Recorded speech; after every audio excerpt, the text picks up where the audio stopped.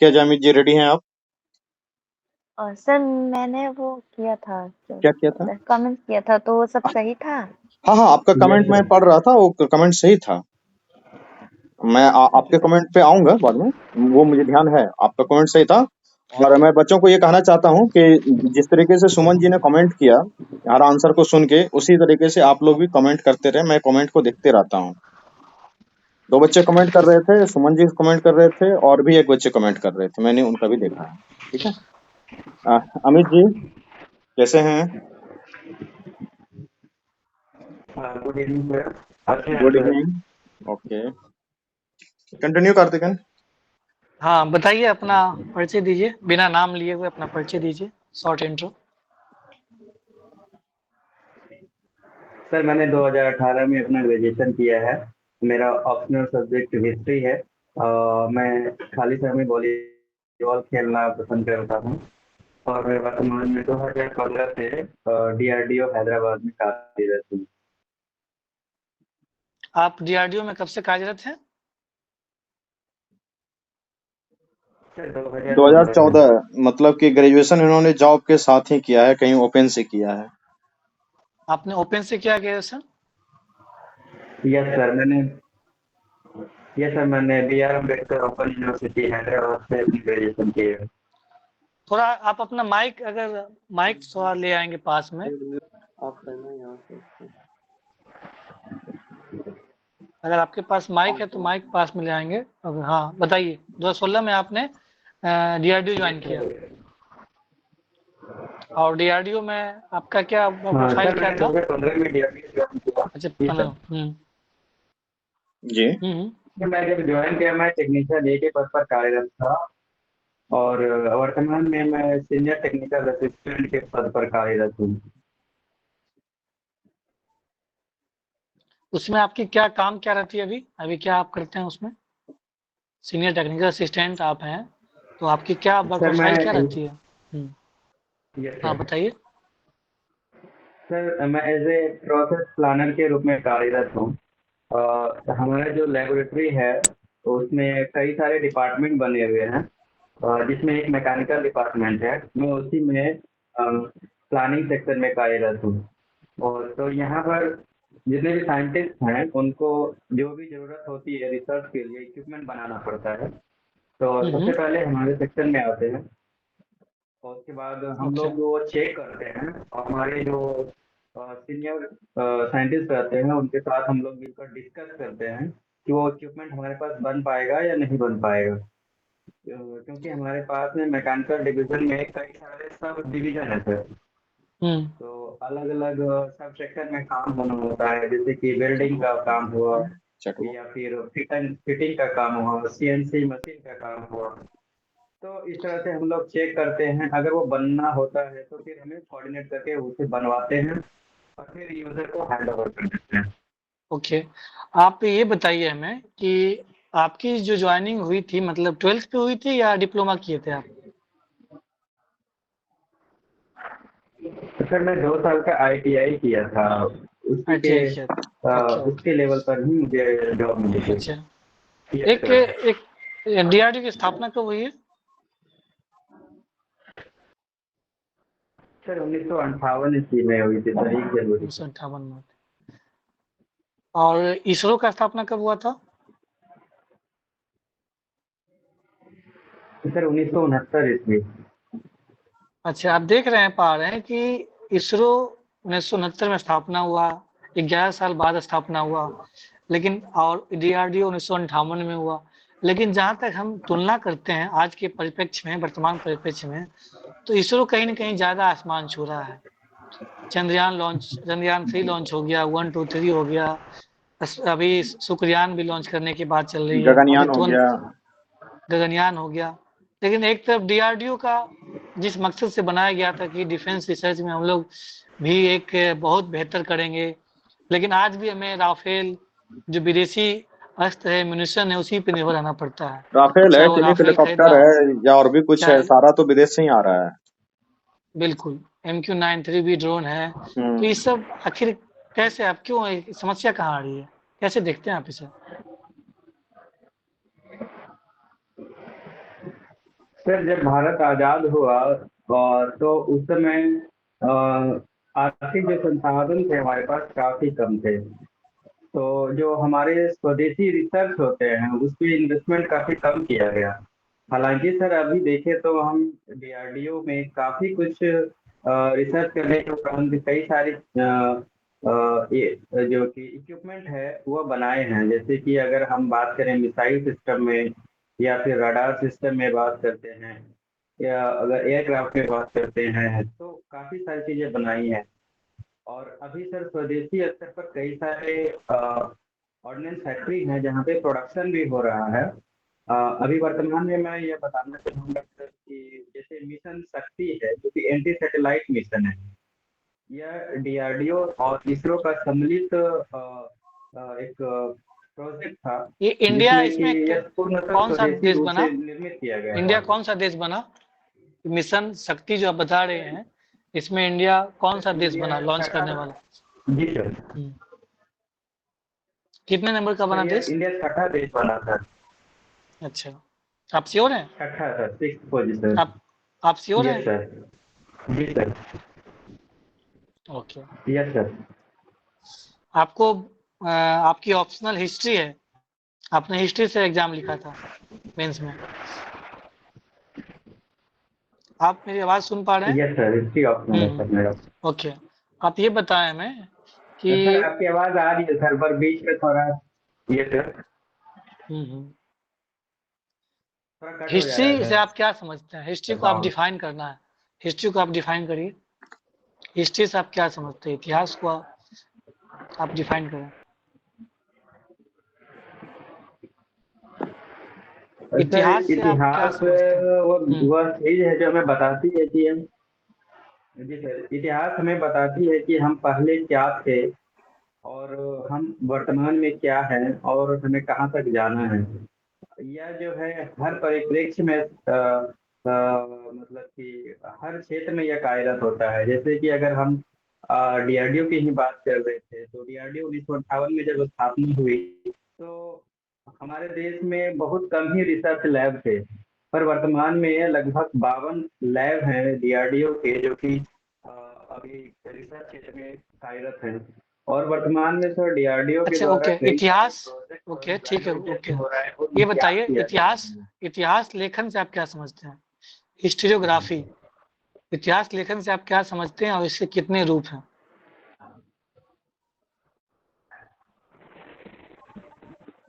इतिहास लेखन। Sorry sir, मैं अभी रिकॉल नहीं कर पा रहा हूँ। जी ओके।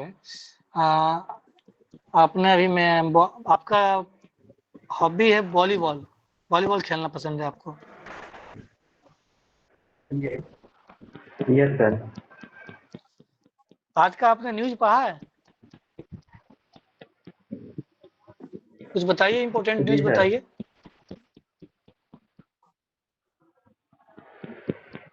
तो सर इम्पोर्टेंट न्यूज में सर ये है कि आज इजराइल के द्वारा जो वार्निंग दिया गया था कि गाजा पट्टी में जो नॉर्थ वाला एरिया है वो खाली कर दिया जाए, तो अभी फिर से एक और वार्निंग दिया गया है कि नॉर्थ वाला एरिया खाली कर दिया जाए और साउथ में चले जाए।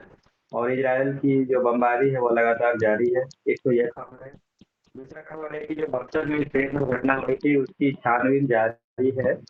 और क्योंकि इलेक्ट्रिकल मैकेनिकल इंजीनियरिंग डिपार्टमेंट जो है सर जो ट्रैक की देखभाल करती है, प्रारंभिक जांच रिपोर्ट में यही पता चला था और आगे की छानबीन जारी है।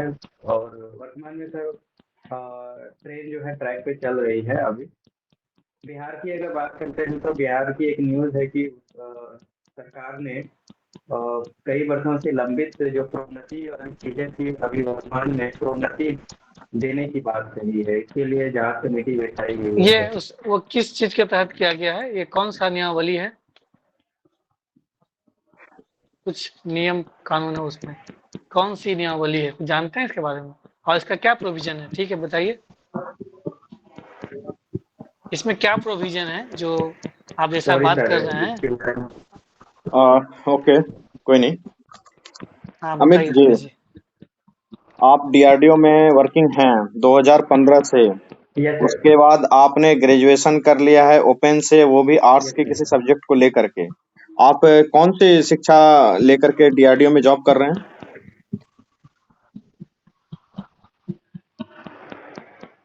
सर मैंने बीएससी किया है, जो कि पास कोर्स है, नहीं, आपकी जब और जॉब इसके लगी साथ थी वो मैंने किस फिजिक्स, जॉब मैथमेटिक्स और किस लेवल पे इतिहास लगी की थी? पढ़ाई की है। जॉब आईटीआई करके लिया था आपने या सर डिप्लोमा करके आईटीआई लिया था? लेवल पे था सर। क्या था ट्रेड आईटीआई का? आईटीआई से किया था सर। आईटीआई का ट्रेड क्या था? Yes sir. आईटीआई का ट्रेड पूछ कंप्यूटर रहे ट्रेड हैं, था। आपका ब्रांच इलेक्ट्रिकल था, डीजल था, फिटर था, क्या था? यस सर, आईटीआई में। इनका नेट थोड़ा स्लो है, इसलिए आवाज थोड़ी लेट से पहुंच पा रही है। अच्छा, बताएं क्या था? फिटर था, इलेक्ट्रिकल था, क्या था ट्रेड में? सर फिटर था सर ट्रेड। अच्छा, फिटर ट्रेड से आपने आईटीआई करके गया। मेरा एक छोटा फिटर था सा सर, फिटर। मेरा एक छोटा सा सवाल था। जब आप इतने बड़े टेक्निकल इंस्टीट्यूट से जुड़ चुके हैं, इंडिया का बहुत ही रिनाउंड इंस्टीट्यूट है डीआरडीओ, तो आप ये हिस्ट्री की तरफ मूव क्यों किए? उसी टेक्निकल सेक्टर में कर लेते, डिप्लोमा कर लेते या फिर इंजीनियरिंग कर लेते, उसके बाद डिप्लोमा करने के बाद तो आपको वहां पे जॉब में प्रमोशन भी मिल जाता और एक आप अच्छे सेक्टर में काम कर ही रहे हैं।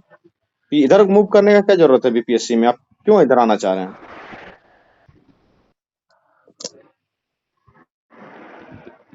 सर क्योंकि सर इतिहास में मेरी रुचि रही है पहले से, और इस वजह से मैंने जब ग्रेजुएशन में यह मौका मिला कि मैं दो साइंस सब्जेक्ट के साथ एक आर्ट सब्जेक्ट भी ले सकता हूँ, हम्म तो मैंने इतिहास का चयन किया। हम्म। और चूंकि सर जो प्रशासनिक सेवा है, इसमें कार्य की विविधताएं अधिक है, और यह समाज में सम्मान और अच्छा, ठीक है, पब्लिक के लिए ठीक। कार्य करने का अवसर अभी प्रदान मेरे करता है। कलीग कार्तिकन ने इसलिए आपसे इतिहास के बारे में कुछ क्वेश्चन पूछा। आप बोल रहे हैं कि आपको इतिहास में इंटरेस्ट है, क्वेश्चन का आपने पूरी तरीके से आंसर दे नहीं पाया। ये कैसा इंटरेस्ट है? हिस्टोरियोग्राफी के बारे में आपकी जानकारी नहीं है सॉलिड, और आप कह रहे हैं कि इंटरेस्ट है। ये क्या था? जॉब लेने के लिए, बीपीएससी में आने के लिए आपने हिस्ट्री लिया था, या फिर हिस्ट्री में सच में इंटरेस्ट है भी? क्या कुछ हिस्ट्री से और क्वेश्चन पूछ लें आपसे?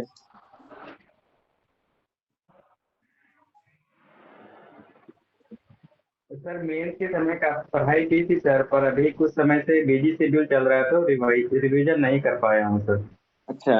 अच्छा, इतिहास से आप क्या सीखते हैं? इतिहास में क्या सिखाता है?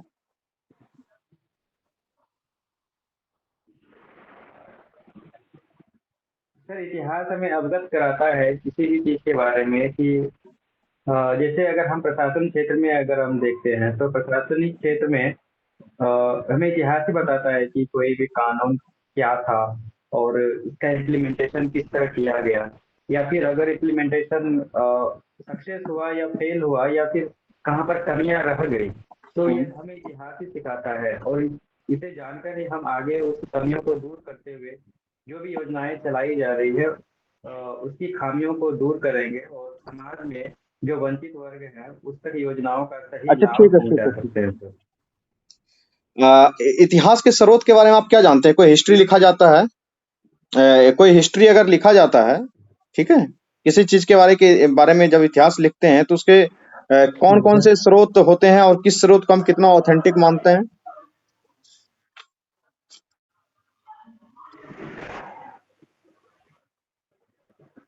सर सबसे ज्यादा जो ऑथेंटिक माना गया है तो वो पुरातात्विक स्रोत है, और पुरातात्विक स्रोत में भी अगर कुछ लिखा हुआ तो स्रोत उपलब्ध है, तो उसे ही हम ऑथेंटिक मानते हैं सर। अच्छा, और कुछ कोई स्रोत बताइए। सिर्फ एक दो स्रोत का जिक्र कर रहे हैं, बहुत सारे स्रोतों से इतिहास लिखा जाता है, और आपके इतिहास में तो रुचि रही है। सर जैसे कि प्राचीन काल में हम देखते हैं कि इतिहासकारों में मतलब कि विदेशियों का विवरण जो भ्रमण करने आए और यहाँ के बारे में जानकारी अच्छा, लिख करके चले ठीक गए, है, ठीक है। तो हिस्टोरिकल, पुस्तकों में हमें जानकारी मिलती है। आप हमको कुछ मेजर हिस्टोरिकल अप्रोच के बारे में बताएं। आप जानते हैं कुछ हिस्टोरिकल अप्रोच का नाम बताएं हमें।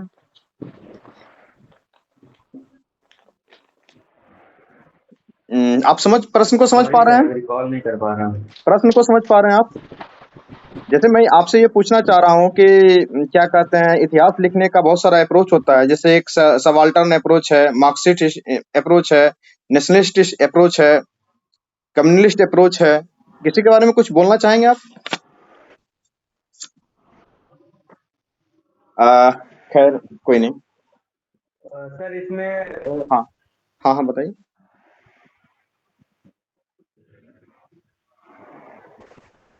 सर राष्ट्रवादी इतिहासकारों ने यहाँ जब इतिहास लिखा तो जो राष्ट्रवादी आंदोलनकारी थे उनके विषय में ज्यादा लिखा है और उनके परिप्रेक्ष्य को देखते हुए लिखा है। वहीं अगर कम्युनिस्ट कम्युनिस्ट वालों की तरफ हम देखते हैं तो उन्होंने किसानों, मजदूरों और जो समाज के वंचित वर्ग थे उनको अधिक तवज्जो दिया गया है।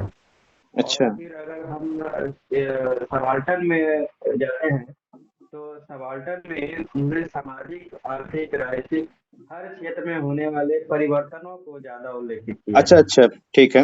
गुप्त काल को स्वर्ण युग कहा गया है, ये कौन किस हिस्टोरिकल अप्रोच के द्वारा कहा गया है? कौन से लोग थे जिन्होंने कि गुप्त काल को स्वर्ण युग बताया? ये कौन सा हिस्टोरिकल अप्रोच है?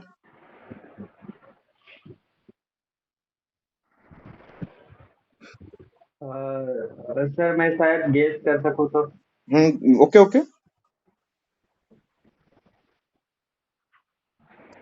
सर ये प्राच्यवादी इतिहासकारों के द्वारा लिखा गया है। अच्छा अच्छा अच्छा। इस पे मार्क्सवादी का क्या सोच है? मार्क्सिस्ट हिस्टोरियन का क्या अप्रोच है इस पे? ये गुप्त काल जो स्वर्ण का युग कहा गया है इसी पे?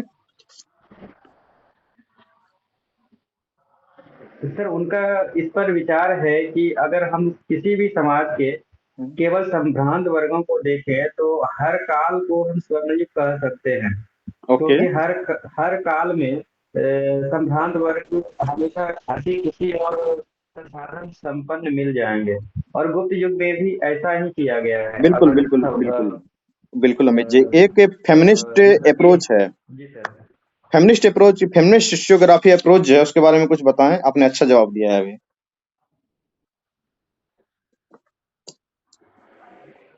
सर इसमें मतलब कि इतिहास में जिस भी भाग का वर्णन किया जाता है वहां पर महिलाओं को अधिक रेखांकित किया गया है, महिलाओं के योगदान को, और चाहे वो आंदोलन हो या फिर कृषि क्षेत्र हो या फिर समाज के किसी भी क्षेत्र में महिलाओं की जो भूमिका रही है उसको अधिक उजागर किया जाता है।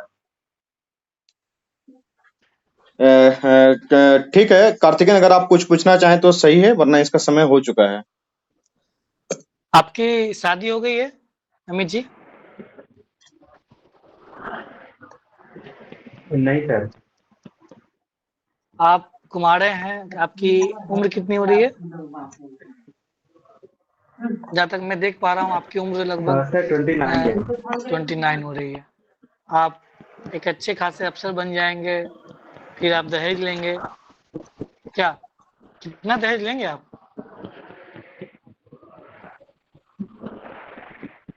सर अगर ऐसा बात होता तो मैं अभी वर्तमान में लेवल 6 के पद पर कार्यरत हूँ, तो ऐसे कोई विचार नहीं है सर, और इसलिए मैं इस बात से सहमत नहीं हूँ। तो विचार नहीं है तो पड़ोर विवाह का विचार है क्या?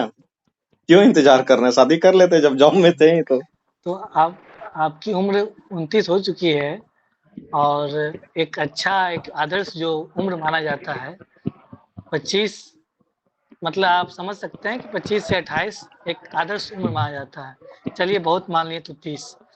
तो आप बस इंतजार कर रहे हैं कि मुझे एक अच्छी कमीशन वाली नौकरी मिल जाएगी तो अच्छे करोड़ ले लूंगा दहेज वगैरह। क्या कुछ ऐसा विचार तो नहीं है आपके मन में? नहीं और सर, इस तरह की कोई विचार नहीं है। हाँ ओके। ओके, अगर ऐसा विचार नहीं है तो आप ये बताएं कि बिहार में अभी भी दहेज डिडॉरी सिस्टम है, अभी बहुत प्रचलन में है। इसे आप कैसे खत्म करेंगे? How will you adequate? बताइए।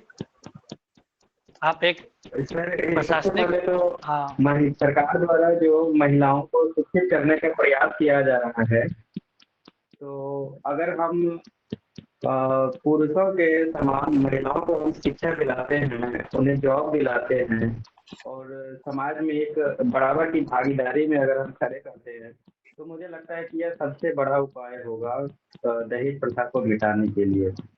एक दिन ऐसा भी आ सकता है कि अच्छा, तो आपको ये नहीं लगता है कि आज भी अ, अच्छा ओके, आप ये देख पा रहे होंगे कि जनप्रतिनिधियों जो स्थानीय चुनाव होता है उसमें 50% की भागीदारी है, आरक्षण दिया गया है ना? लेकिन आज भी वो जनप्रतिनिधि पद का कंसेप्ट है, जैसे मुखिया पति, सरपंच पति, आज भी महिलाएं नहीं आती है, उसके पति आते हैं, महिलाएं सिर्फ दस्तखत प्रतिनिधि करने के और रूप मुहर मारने के काम आती हैं। होने आती है। तो फिर आप कैसे कम करेंगे? मान लिया आपने शिक्षा दे भी दिया, लेकिन आज भी, तो इस चीज को आप कैसे खत्म करेंगे बताइए? सर, जहाँ तक मेरा मानना है कि क्योंकि यह जो प्रक्रिया है महिलाओं को नीचे रखना, कम महत्व देना, यह एक दिन में नहीं हुआ है, कई वर्षों का परिणाम है। तो अगर हम महिलाओं को ऊपर लाना चाहते हैं तो इसमें भी कुछ समय लगेंगे। अगर हम हाल फिलहाल देखें तो पिछले कुछ वर्षों में कई ऐसे मुखिया हुए हैं और सरपंच हुए हैं जिन्होंने बढ़ चढ़ कर काम किया है। और अभी बताइए, वर्तमान में नाम अगर हम बताइए, दीपिका दीदी एक को दो का नाम देखते हैं बताइए। तो उनका भी बड़ा रोल। एक दो का नाम सर, बताइए। नाम तो रिकॉल नहीं कर पा रहा हूँ सर। ओके अमित जी, अगर रुपेश जी कुछ पूछना चाहें तो पूछ लें, अदरवाइज मेरी तरफ से। नहीं, इस समय इनका हो चुका है 21 मिनट 38 सेकंड इनका इंटरव्यू चला। अमित जी, आपका इंटरव्यू ओवर होता है। Thank you and thank you and best best wishes. Thank you sir. Karthikeyan, क्या इनको यहीं पे फीडबैक दे दिया जाए? हाँ बिल्कुल बिल्कुल। हाँ, अमित। देखिए अमित जी, पहले आप ये बताइए, आप कहाँ हैं अभी? आप पटना आ गए हैं या अभी डीआरडीओ मतलब हैदराबाद में है? कहाँ हैं आप? बेंगलुरु में है? पटना में सर, नहीं पटना में हूँ सर। पटना में है। फिर भी आपकी नेटवर्क बहुत कट रही है। तो पहले नंबर तो एक इशू ये आ रहा था कि हम लोग को सुनने में और जवाब लेट से जा रहा था, तो थोड़ी कम्युनिकेशन गैप सर इससे हो रही रूम थी। की वजह से आ रहा होगा सर, रूम ऐसा है। ओके। ओके। और दूसरा ये मैं कहना चाहूँगा कि आप जब यंग हैं, आप एक अच्छे खासे जॉब में हैं, लेकिन वो एनर्जी नहीं दिख रही थी। लग रहा था कि आप थके हुए हैं। मतलब आज आपने सोया, नींद ली है आपने? वो एनर्जी नहीं दिख रहा था मुझे। एक होता है ना वो, जी सर। हाँ, वो मैं नहीं देख पा रहा था। थोड़ा वो लगनी चाहिए, आप यंग हैं तो एक वो यंगनेस में थोड़ा सा जो ऊर्जा में वो मैं ढूंढ रहा था, वो नहीं मिल रहा था। दूसरा, बाकी आपको कंटेंट तो अच्छे मालूम है, जैसे हिस्ट्री से पूछा गया तो कुछ कुछ पता था। बस समस्या थोड़ा यही आ रही थी कि आप फ्रेम करने में थोड़ा सा दिक्कत कर रहे थे। तो एक चीज और समस्या ये हो रही थी कि अब जैसे आपसे पूछा गया हिस्टोरियोग्राफी के बारे में, तो थोड़ा सा कॉन्फिडेंस हो रहा है, लेकिन कोई दिक्कत नहीं है, वो ठीक हो जाएगा। आपका कब है इंटरव्यू? इंटरव्यू आपका कब है? सर 19 तारीख को है। 19 तारीख को है। ठीक है, तो आप इसको सही कर लेंगे। और जैसे मैं आपसे पूछा कि जैसे आपने मुखिया का नाम लिया, मुखिया के बारे में बताया, तो उस मुखिया का नाम पता होना चाहिए। जैसे रितु जायसवाल है, नाम सुना है आपने रितु जायसवाल का? वो महिला मुखिया रह चुकी है और अच्छा नहीं काम सर। किया था। और कोई बताइए। बच्चे जानते हैं तो ऋतु ये जायसवाल के बारे में? बताइए, कोई जानते हैं दूसरे इंटरव्यू कैंडिडेट्स? चलिए कोई बात नहीं। तो अगर आप बता रहे हैं तो एक दो नाम याद रखें जरूर, ताकि वो चर्चा कर सके आप। और करंट अफेयर्स में आपने बताया, ठीक ही बताया, कुछ कुछ आज का ये परसों कल का न्यूज है, मेरा युवा भारत, माई भारत, जानते हैं? चलिए ठीक है।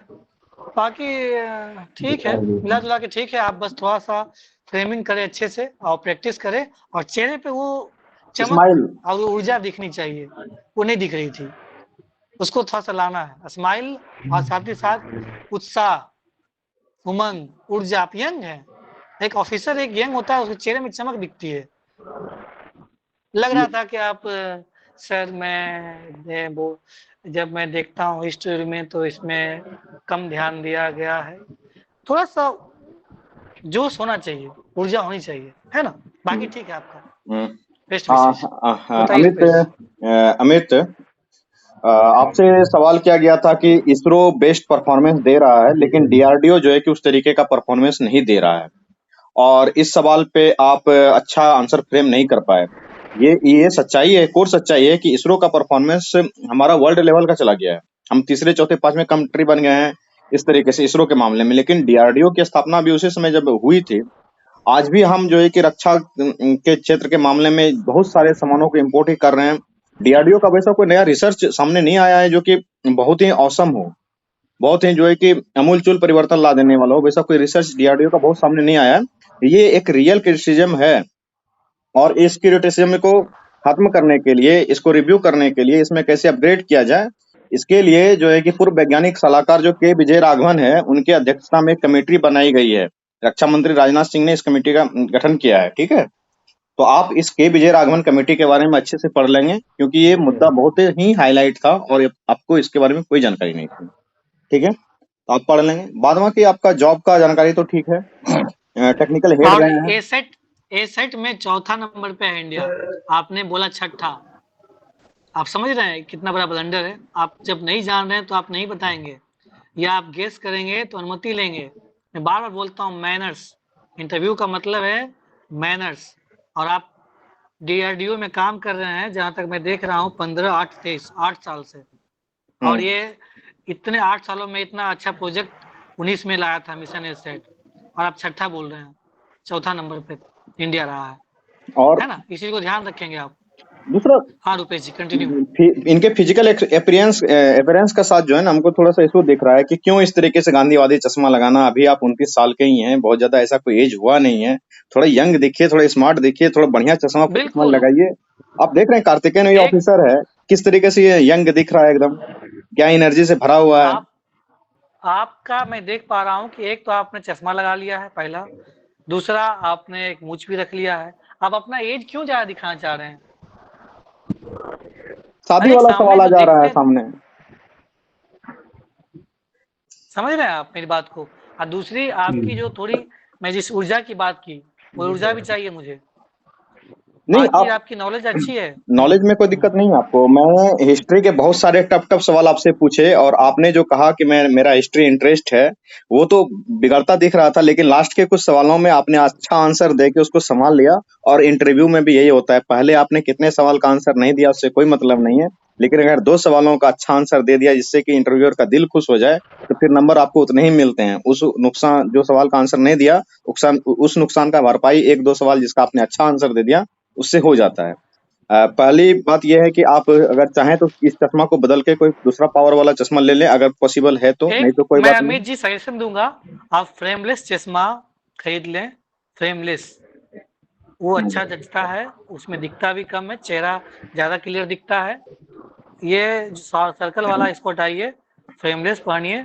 और प्रयास करें, आप मूछ रख रहे हैं तो उसको साइज कम कर लें, थोड़ा ऑफिसर टाइप 1 या दिखना 2 चाहिए पे ना, रखें। क्या इस तरीके से अगर हो सकता है तो। नहीं तो बहुत आपने फिजिकल अपीयरेंस के साथ छेड़छाड़ ना करें, लेकिन ऑफिसर की तरह दिखें, दिखना भी बहुत जरूरी होता है ना। और एक और यंग, आप एक यंग हैं, अंडर 30 है तो यंग ही माना जाएगा, लेकिन तो वो दिख नहीं रहा है। ठीक है, ओके, और रुपेश जी, तो कोई कंटिन्यू। बात नहीं है। इनके हिस्ट्री पे जानकारी ठीक है, इनका टेक्निकल जानकारी ठीक है, और पेपर ऊपर भी पढ़ ही रहे हैं, और कोई इशू नहीं है आप में अमित जी, हाँ, कोई दिक्कत नहीं है। बस आप ऊर्जावान बिल्कुल। बनिए, एकदम युवा की तरह आइए सामने और अच्छे से इंटरव्यू दीजिए, अच्छा इंटरव्यू जाएगा, कोई इशू नहीं है आपके नॉलेज के साथ। आप 2000 क्या कहते हैं 15 से ही जॉब में है, लगातार जॉब के साथ आप तैयारी कर रहे हैं, इतने दिनों से आप लगातार तैयारी कर रहे हैं। ये एक आपका ये बहुत पॉजिटिव परसिवरेंस एस्पेक्ट दिखाता है। है ना, आप ये बहुत जॉब बड़ा पॉजिटिव एस्पेक्ट है। ये परसिवरेंस शो करना ना, आप 10 साल से लगातार लगे हुए हैं किसी काम में। ये लोग थक जाते हैं, हार जाते हैं, लेकिन आप लगे हुए हैं, तो ये बहुत बड़ा चीज है। और ये बहुत पॉजिटिव एस्पेक्ट आपके साथ है। ठीक है, और बस थोड़ा सा फिजिकल एक्सपीरियंस पे काम कीजिए, बिंदास होके जाइए इंटरव्यू देने के लिए, अच्छा नंबर आएगा, कोई दिक्कत नहीं है। ठीक है, थैंक यू, बेस्ट विशेस। आपका इंटरव्यू ओवर होता है। सर क्वेश्चन पूछ सकते हैं सर? हाँ, फॉलो अप क्वेश्चन पूछ लीजिए। हाँ, पूछिए। सर क्वेश्चन पूछ सकते हैं सर 2? सर ये डीआरडीओ 59 और 69 के बीच जो अंतर है और अभी जो कंडीशन है, तो इसमें हम जवाब क्या दे सकते हैं?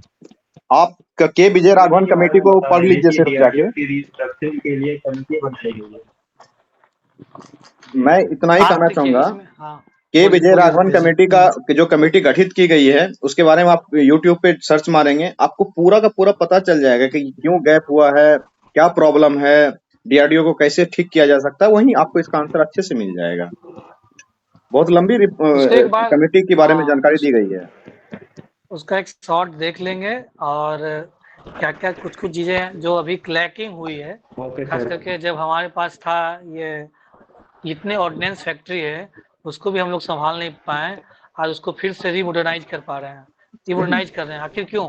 अगर उस चीज को अगर डेवलप किया जाता तो हमारे पास आज एम्यूनिशन इंपोर्ट नहीं करना पड़ता। इतने फैक्ट्री थी, लगभग अप्रोक्स जहाँ तक मैं देख पा रहा हूँ 600-700 फैक्ट्री थी, लेकिन आज सारे को फिर से रीमॉडर्नाइज करना पड़ रहा है क्योंकि वो प्रोडक्शन और एम्यूनिशन नहीं हो पा रहा। तो इस तरह का कुछ कुछ रीजन 2-3 रखेंगे, देख लेंगे अच्छे से और क्या वजह रहा है और उसको कैसे ठीक किया जा सकता है। ओके, ठीक करने का तरीका है वही है, अभी लोकल फॉर वोकल है, टेक्नोलॉजी लाना है। एक जिस तरह से सेमीकंडक्टर में हम लोगों ने जो अमेरिकन कंपनी है उसके साथ हमने टाइप किया है, उसी तरह से हम इसमें भी कर सकते हैं, टेक्नोलॉजी को शेयरिंग करेंगे। ये सब कुछ कुछ कीवर्ड्स को आप ध्यान रखेंगे और उसको बताएंगे। Okay, thank you and best wishes, all the best. Amit ji आप सर एक हाँ वक्त ये मैरिज वाला क्वेश्चन का क्या रिप्लाई दे सकते हैं सर? किसका? मैरिज वाला किस क्वेश्चन? क्वेश्चन का बोल रहे हैं? मैरिज मैरिज अच्छा, दहेज वाला। क्वेश्चन का मैरिज मैरिज मैरिज पड़ोर विवाह। हाँ हाँ, अच्छा आपने विवाह क्यों नहीं किया या दहेज कितना लेंगे, कौन सा विवाह बताऊं? विवाह क्यों नहीं किया, बस ये बताना है। अच्छा अच्छा, विवाह क्यों नहीं किया? सर हर कोई चाहता है कि अपने लाइफ में अधिक से अधिक जो पोटेंशियल है उसका यूज कर सके। तो सर मैं उसी अवसर को तलाश रहा था और मैं बेहतर के बेहतर प्रयास में था, इसलिए सर मैं उधर उतना ध्यान अभी मैं नहीं देना चाहा और नहीं दे पाया सर। लेकिन मैं प्रयास मेरा यही रहेगा सर कि इस बार मैं ऑफिसर बनकर शादी कर ही लूँगा। और मैं सर जहाँ तक दहेज की बात है तो मैं दहेज के इस मामले में मैं बिल्कुल ही पचदर नहीं हूँ और जितना दहेज लेना गुनाह है उसी तरह से दहेज देना भी गुनाह है सर, तो मैं इसके खिलाफ रहूँगा सर। आप बोल और सकते हैं। दूसरा अमित ठीक जी है, ये है ना कि विवाह वाला लुक ही खत्म करना दीजिए, क्वेश्चन ही नहीं आएगा सामने, ठीक है। बिल्कुल। ये बड़ी बात है। और अमित जी अगर कोई क्वेश्चन आपके पास नहीं है, आप जब अपना वीडियो ऑफ करेंगे साथ के साथ अपने माइक को म्यूट भी कर लेंगे, क्योंकि हिसिंग साउंड आपके तरफ से आते रहती है, ठीक है। ओके, इनका इंटरव्यू ओवर होता है। अब किसी बच्चे का कोई सवाल है तो वो सवाल पूछेंगे।